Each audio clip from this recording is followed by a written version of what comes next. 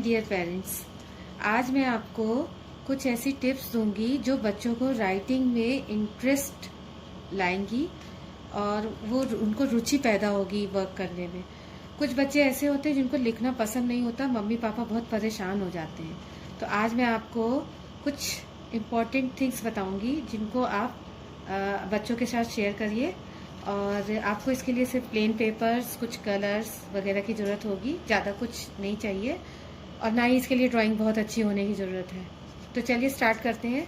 सबसे पहले तो आप अपने बच्चों को बताइए कि हम लिखने के लिए अपने थंब और 2 फिंगर का इस्तेमाल करते हैं और उन 3 फिंगर को ही हम लिखने में यूज़ करते हैं। जैसे आप समझ लीजिए कोई डॉगी है और उसने अपना मुंह ऐसे खोल रखा है और हमने उसके मुंह में ऐसे खाना दे दिया।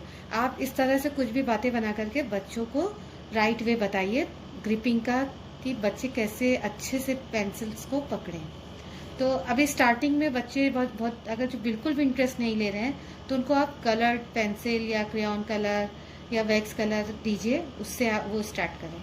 आप उनको एक फ्री पेज एक पेज दीजिए और उनको एक जगह पर बैठाइए, मोबाइल उनके हाथ में ना हो ताकि उनका सारा दिमाग अपनी पढ़ाई पर हो।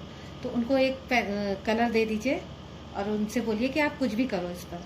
तो वो ऐसे ऐसे कुछ भी लाइन खींचेंगे, कुछ भी, तो क्या होगा कि इससे उनको पेंसिल पकड़ने में हेल्प मिलेगी और उनकी ग्रिप अच्छी होगी।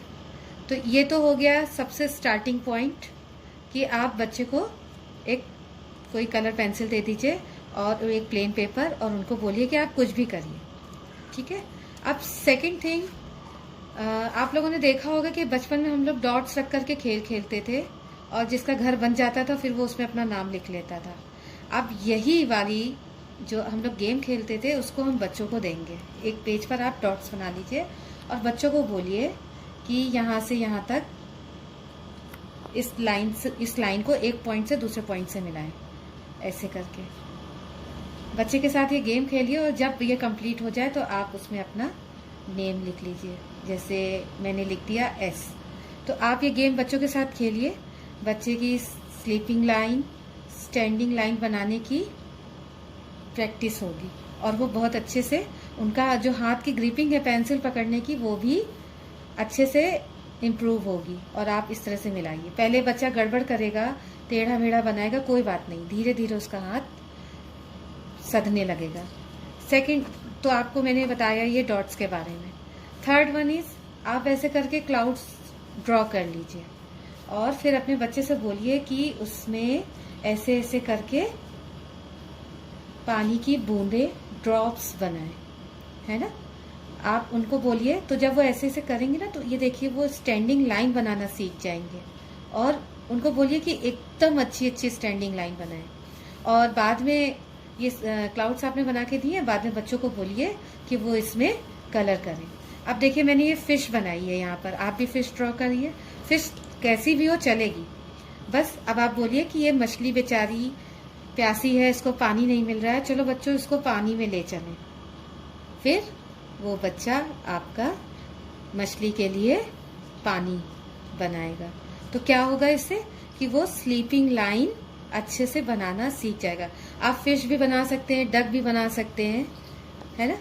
तो इस तरह से कुछ भी अलग तरह की चीजें करके आप बच्चे में इंटरेस्ट जगा सकते हैं कि वो पेंसिल को अच्छे से पकड़ करके स्टैंडिंग लाइन और स्लीपिंग लाइन बनाना सीखे। थर्ड वन इज, मैंने यहाँ पर ये शेप्स लिए हुए हैं। अब आप बच्चे को बोलिए कि वो पेंसिल को लेकर के इन लाइन के आगे पीछे ऐसे करके ड्रॉ करे। ऐसे शुरू में वो टेढ़ी मेढ़ी बनाएगा, कोई बात नहीं, लेकिन इससे क्या होगा, बच्चे का जो हैंड की ग्रिपिंग है और आई कांटेक्ट उसका और ब्रेन और हैंड, इस वक्त उसकी ये तीनों चीजें काम करेंगी, कोऑर्डिनेशन होगा इन तीनों चीजों का। तो आपको बच्चे को इस तरह से डिफरेंट टाइप्स की शेप्स, पिक्चर्स कुछ भी बना के दीजिए और उनको बोलिए कि ड्रॉ करो इस तरह से।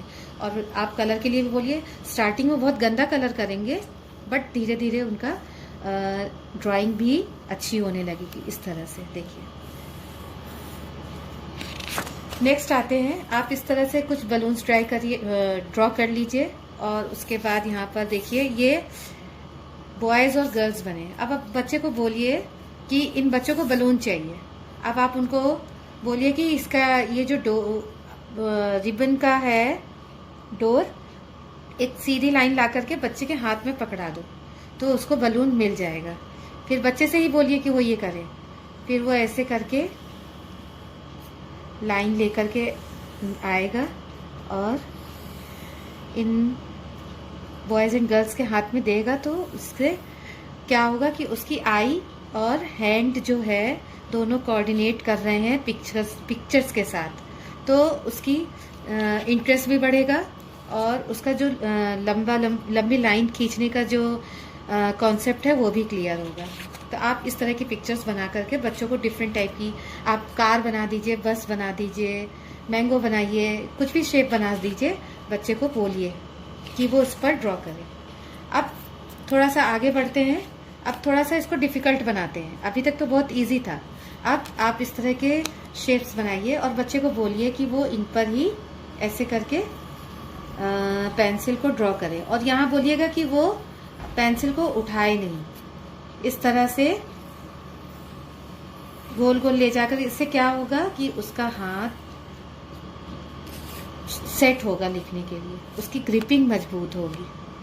ठीक है, इसी तरह से आप कई तरह के शेप्स ले सकते हैं। ऐसे